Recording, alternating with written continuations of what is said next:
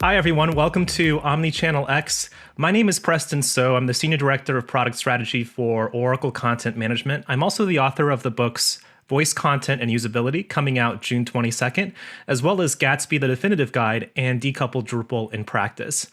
In this Micronar, I'm going to share just a little bit about what you can look forward to in my presentation about how to make the move from headless CMS to true omnichannel. First and foremost, you can find me at preston.so and also on Twitter and LinkedIn as well. And you can email me at preston.so@oracle.com. I've got a book coming out on June 22nd, Voice Content and Usability. And of course, I run a conference in July. It's going to be held July 14th through 15th, and it's called Decoupled Days. And we'd love to see you there. It's the first time this year that we're having a free conference in our 5-year history. So what I wanted to share just briefly here today is about the difference between headless CMS and what is a concept that a lot of us have been thinking about over the past few years, which is omnichannel content strategy or omnichannel content management.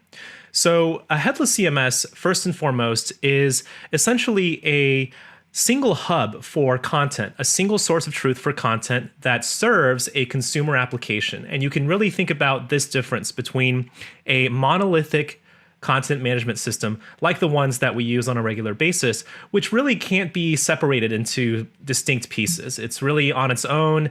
You can't really split it apart. And it's kind of like a planet that can't be split. But when it comes to other planets or other satellites, we can certainly communicate with them through a headless CMS mechanism. And these separate applications that are completely distinct from the CMS that we work with are known as consumer applications for a headless CMS. One of the things that we've seen over the course of the past few years is an evolution away from a monolithic separation of concerns, which means that all of our pieces in the CMS and in our content management workflows are stuck within the same system, into a realm where it's much more split up into other potential consumers like mobile applications, voice interfaces, augmented reality and virtual reality interfaces, and so many others that we as marketing organizations and content organizations have to contend with these days. Oracle Content Management, for example, is a hybrid headless CMS, which means that it has a web-based front end, just like the CMSs that we know and love, but it also can serve these rich experiences through data that it actually emits through what are called APIs. Of course, there's a couple of really good examples of this, and I'll talk about this more at my Omnichannel X presentation.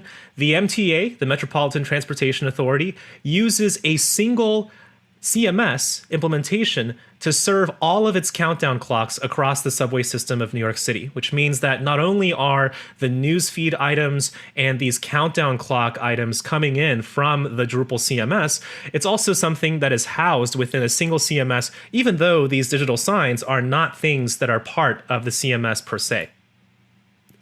There's also, of course, the Ask Georgia Gov voice interface, which was the first ever voice interface built for the citizens and residents of the state of Georgia. And this is a really interesting case because Ask Georgia Gov, you can't really administer an Alexa skill or a Google Home application within the confines of a content management system very easily. You have to use a headless CMS for this. But there's a lot of differences between digital signage and voice interfaces, and I get into that in my Omnichannel X presentation next week. Finally, one of the things I wanted to mention just to wrap things up here is that there's a lot of interesting concepts that are coming out. I don't want to delve into them very deeply here. You can find all the detail not only in my upcoming book, Voice Content and Usability, coming out on June 22nd from abookapart.com, but also in some of my recent articles for CMS Wire about some of the issues that come about when we no longer can serve user experiences that are solely on the web. Now that our monolithic or our traditional CMSs don't make a whole lot of sense for the websites and experiences that we have to control beyond the web, what is the next stage of the evolution of the CMS? When it comes to virtual reality, for example, when it comes to mobile applications, there's a whole lot of interesting work happening in this realm of what I call experience orchestration. For more information, here are some resources in the presentation that I will share after this. And of course, please feel free to come to Omnichannel X next week and join my presentation about how to make the move from headless CMS to true omnichannel. Thanks so much.